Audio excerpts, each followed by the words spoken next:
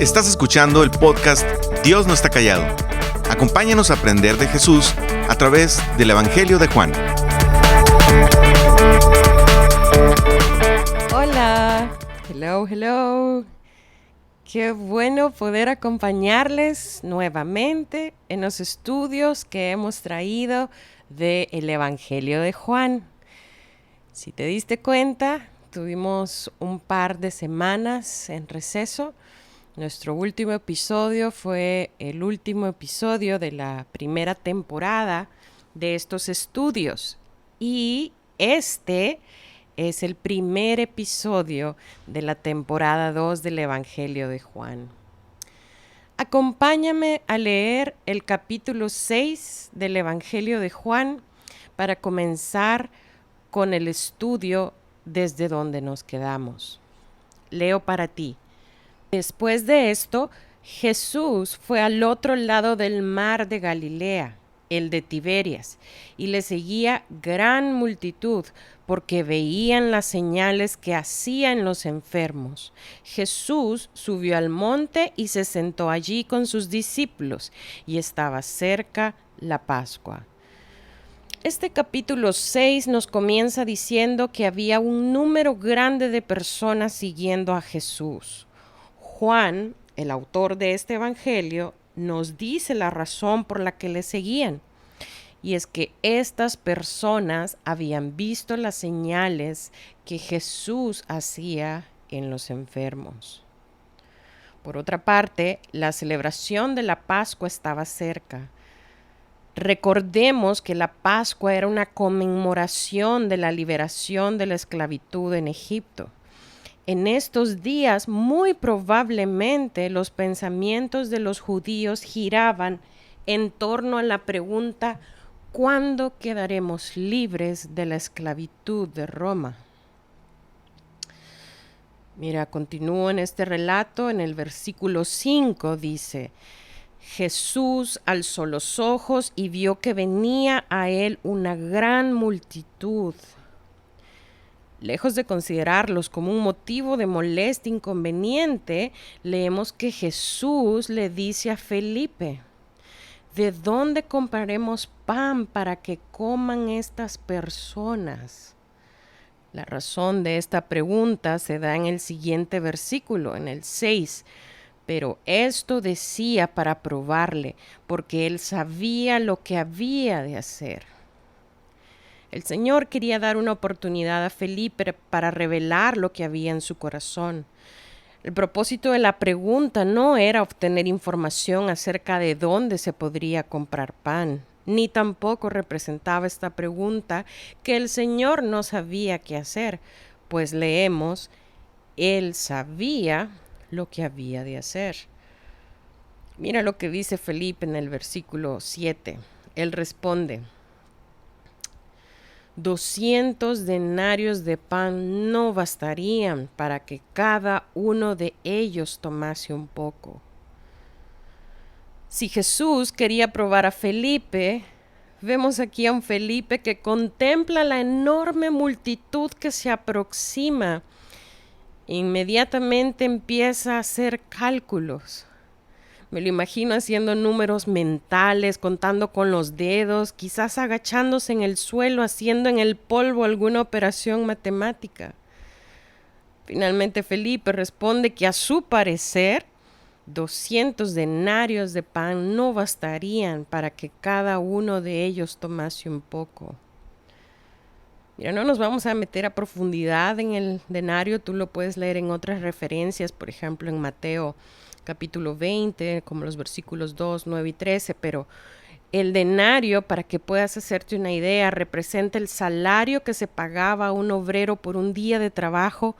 En consecuencia, 200 denarios serían la cantidad de dinero que un hombre recibiría en 200 días de trabajo. Con esta suma no se hubiera podido comprar suficiente pan para que cada uno tomase un poco. Mira el versículo 8. Andrés, otro de los discípulos que estaba ahí, como lo vemos en estos versículos, señaló que un muchacho traía 5 panes y 2 peces, pero comparado con aquella multitud exclamó: ¿qué es esto para tantas personas? Con seguridad, lo que Andrés dijo, lo pensaron también los demás que estaban con ellos. Andrés consideró los 5 panes, los 2 peces y aquella multitud, pero no pensó en Jesús y su gran poder y amor. Tanto Felipe como Andrés pasaron por alto que el poder de Jesús sobrepasa todo cálculo. Sin reprenderlos verbalmente por su poca fe, vemos a Jesús, mira conmigo el versículo 10, que Él les dice: hagan que la gente se siente. Y había mucha hierba en aquel lugar, y se sentaron como en número de 5,000 varones. Es decir, sentaron a la gente y había como un número, es decir, más o menos aproximadamente un número de 5,000 varones, además de las mujeres y los niños. A continuación se relata el milagro con una extraordinaria sencillez. Versículo 11, lo leo para ti. Y tomó Jesús aquellos panes, y habiendo dado gracias, los repartió entre los que estaban sentados, y lo mismo hizo con los pescados, dándoles todo lo que quisieran. Se nos dice que después que el Señor hubo dado gracias, tomó los panes y comenzó a partirlos y a distribuirlos entre los discípulos, los cuales lo llevaron a la gente. Algo similar se hizo con los peces. Lo que se hace resaltar es que todos los que estaban presentes recibieron todo lo que quisieron. Algunos incluso quizás hasta tomaron más de lo que podían consumir. Y nos dicen versículo 12 y 13, y cuando se hubieron saciado, dijo Jesús a sus discípulos: recojan los pedazos que sobraron para que no se pierda nada. Así pues, los recogieron y llenaron 12 cestas de pedazos, que de los 5 panes de cebada sobraron a los que habían comido. Observen que dice pedazos, no migajas. Los discípulos proceden pues a la recolección de estos trozos y llenaron no menos de 12 canastos con lo que sobró. Pero observemos lo que sucede a continuación. Versículo 14. Entonces, cuando la gente vio la señal que Jesús había hecho, decían: este verdaderamente es el profeta que había de venir al mundo. La gente, al ver la señal que Jesús había hecho, identifican a Jesús con el profeta anunciado en las Escrituras. Es incluso posible que en este profeta vieran al Mesías, pues ellos dicen que había de venir o que va a venir al mundo, que por todo el cuarto evangelio, al ocupar estas frases, se refieren a Cristo.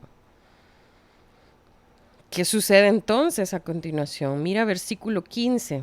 Pero entendiendo Jesús que iban a venir para apoderarse de él y hacerle rey, volvió a retirarse al monte él solo. A ver, detengámonos por un momento aquí. ¿Qué pasó con Jesús? ¿Por qué se va? Estaban por hacerlo rey. A eso vino, ¿no? A ser rey. Y estas personas habían sido convencidas de hacerlo su rey. El cumplimiento de su venida se comenzaba a cumplir. Estaban por venir por él miles de miles, corearían su nombre, levantarían consignias para proclamarlo rey. Sin embargo, Jesús imagino ante la mirada atónita de sus discípulos, se retira al monte solo. Jesús, ¿qué haces? Esto es lo que siempre habías esperado. Esto es a lo que viniste. Esta es tu oportunidad. Pudo haber pensado más de uno de sus discípulos. Mira, la verdad de todo es que estas personas estaban llenas de entusiasmo, llenas de un entusiasmo con la clase de fervor que se apodera de una multitud. Querían hacer de lo que parecía a ellos un hombre fuerte que era capaz de hacer curaciones, proveer pan y prosperidad para todos, su rey.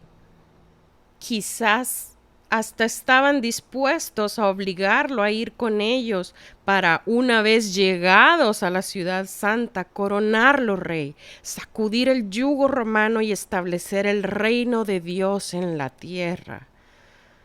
Mas aquel cuyo reino no es de este mundo se apartó al monte para estar solo. Jesús frustró el propósito de la multitud, mas no el propósito y el tiempo señalado por Dios. Mira, en este capítulo 6, estos versículos que hemos podido estudiar, vemos que habían más de 5,000 bocas que alimentar. Contando con el cálculo humano, la situación parecía no tener solución. Pero Jesús nunca tuvo dudas sobre lo que tenía que hacer. Desde el principio sabía cómo tenía que proveer. Su corazón estaba lleno de amor. En este relato vemos descrito con majestuosa sencillez el milagro de los panes y los peces. ¿Se multiplicó el pan en las manos mismas del Salvador? ¿Cómo lo hizo? ¿En qué momento ocurrió el milagro exactamente? Lo único que sabemos es que un gran milagro tuvo lugar y esta señal tuvo el carácter de una transformación. Del mismo modo que Jesús en Caná no creó, sino que transformó el agua en vino, así también aquí no crea, sino que transforma lo poco en mucho. De esta pequeña narración podemos ver uno, que Dios muestra su extraordinaria generosidad. Cuando Él da, lo hace pródigamente. 2. Si aquel que creó el agua y la pudo transformar en vino, si el que creó los peces y proveyó pan lo transformó en un banquete para una multitud, Él también puede transformar tu vida. Él puede cambiar las tinieblas por la luz. Puede cambiar un corazón sin esperanza a uno con esperanza. Transformar la muerte en vida y vida eterna. Dios puede hacer mucho con poco. Para Él las leyes de la física y de las matemáticas no son un impedimento para obrar.